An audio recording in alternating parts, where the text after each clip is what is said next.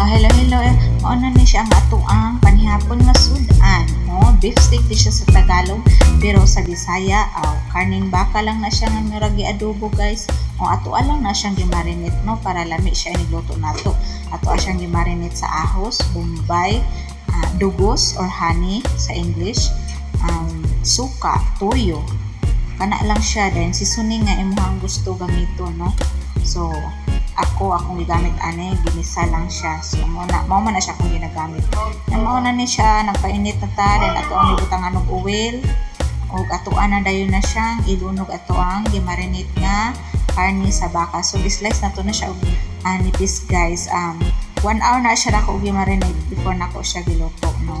So para mo sunog gid ang iyahang sauce nga ato ang gimarinate or iyahang ato ang timpla ba kana iyahang lamas nga ato ang gipan.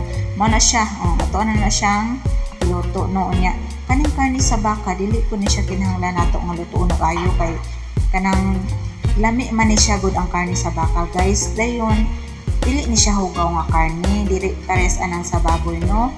Kay ang baka kay sagot man ang kinaon. So ato din na siya nilundan og paano paminta nga kanang gidurog ba or paminta nga liso ba nga dugnot.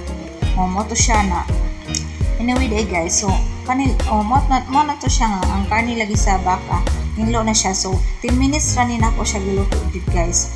Pero ako sana siyang gi-slice og nipis, no?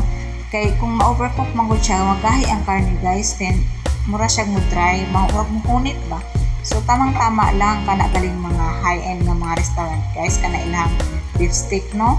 Agay ang uban ana ga pink pa jud murag naapay dugo, pero mao na siya ang lami kay kuan pa man siya, moist pa man siya, nang humok siya ba.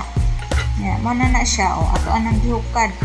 Kung nangita mo pamahaw or panihapon or dali ra nga lutuon, kani siya dali ra gid ni siya lutuon, no? Labi na kay tingisila na. Dali ra ni siya lutuon, 10 minutes ra na ako ni siya giluto, pero gimarinate na ako ni siya 1 hour. Mao na siya ready na. So kana akong anak niya ready na sa plato. Thank you.